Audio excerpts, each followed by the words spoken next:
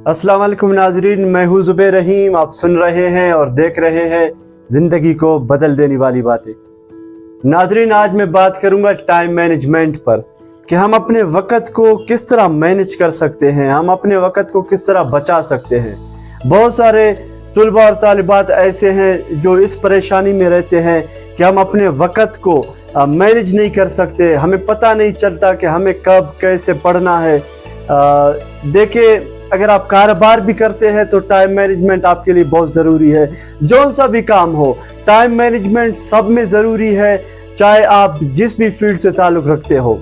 तो देखो, हम किस तरह अपने वक़्त को बचा सकते हैं ज़ाया होने से, फालतू की चीज़ों में बैठने से या इधर उधर ज़ाया करने से। तो बहुत ही आसान है, जो टिप्स मैं आपको बताऊंगा, आपको इन टिप्स को 1 हफ्ते तक करना है। 1 हफ्ते के बाद आप खुद ही मास्टर हो जाओगे और अपने वक़्त को बेहतरीन अंदाज में गुजार सकोगे।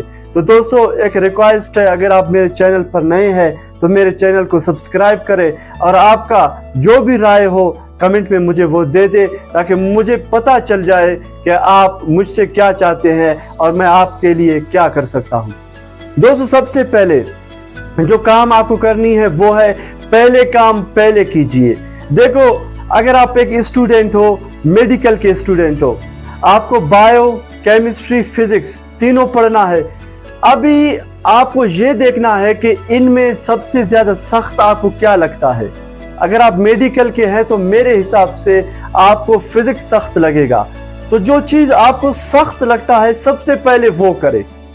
देखो, सबसे पहले जब हम एक सख्त काम को करते हैं ना, हमें कॉन्फिडेंस आ जाती है, हम खुश हो जाते हैं कि वाह भाई क्या हो गया, हमारा जो सबसे सख्त काम था वो ख़त्म हो गया। अभी आप में कोई टेंशन नहीं होगा, कोई स्ट्रेस नहीं होगा, क्योंकि आपने मुश्किल काम को तो कर दिया।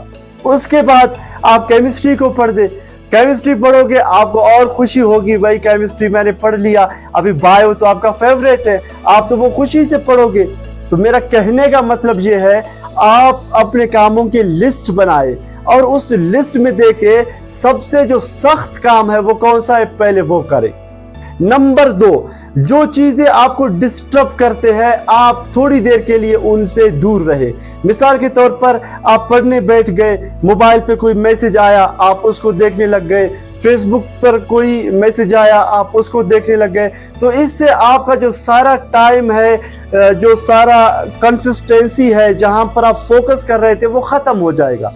तो जिस वक्त आप पढ़ते हैं, जिस वक्त आप काम करते हैं, कोशिश करें इस तरह की डिस्टर्बिंग जो चीज़ें हैं जो आपको डिस्टर्ब करते हैं उनसे थोड़ी देर के लिए अल्लाह हाफिज कर दे उनको। Number 3, 80-20 rule. ये एक ऐसा रूल है, कानून है, आप 20% काम करते हैं, आपके 80% काम हो जाते हैं। देखो, ये आपको कहां पर अप्लाई करना है ये मुझसे बेहतर आप जानते हैं, क्योंकि पढ़ना आपको है, काम आपको करना है।